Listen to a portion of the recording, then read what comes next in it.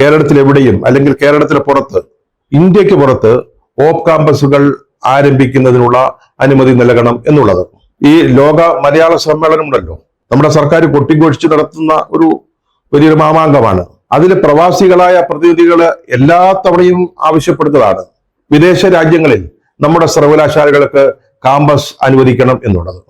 ഇതേപ്പറ്റി പഠിക്കാൻ NK ജയകുമാറിനെ ഒരു കമ്മീഷനായി സർക്കാർ നിയോഗിക്കുകയും ചെയ്തിരുന്നു. കമ്മീഷന്റെ റിപ്പോർട്ടും ഏതാണ്ട് ഇതിനെ അനുകൂലിക്കുന്ന തരത്തിലായിരുന്നു. നമ്മുടെ പൊതു സർവകലാശാലകൾക്ക്, അതായത് സർക്കാരിന്റെ കീഴിൽ പ്രവർത്തിക്കുന്ന, സർക്കാരിന്റെ പണം ഉപയോഗിച്ച് നടക്കുന്ന നമ്മുടെ സർവകലാശാലകൾക്ക് എവിടെയും ഓഫ് ക്യാമ്പസ് തുറക്കുന്നതിന് അനുമതി നൽകാം എന്നായിരുന്നു ശുപാർശ.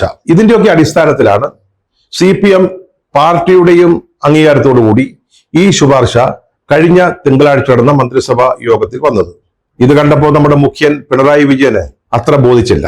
ഷെടാ, നമ്മുടെ ഓമന കുഞ്ഞുങ്ങളായ സ്വകാര്യ സർവകലാശാലകൾ ഇവിടെ വരുമ്പോൾ അവർക്ക് എവിടെയും ഓഫ് ക്യാമ്പസുകൾ തുറക്കാനുള്ള അനുവാദത്തോടുകൂടി അല്ലെങ്കിൽ അധികാരത്തോടുകൂടി വരുമ്പോൾ എന്തിനാണ് നമ്മുടെ പൊതു സർവകലാശാലകൾ ഓഫ് ക്യാമ്പസ് തുറക്കുന്നത്? ഒട്ടും ഇഷ്ടപ്പെട്ടില്ല. പിന്നെ ചർച്ചയുടെ ഒന്നും കാര്യമില്ലല്ലോ. അദ്ദേഹം തീരുമാനിച്ചു അത് വേണ്ട, ആ ഭേദഗതി വേണ്ട, അത് വെട്ടി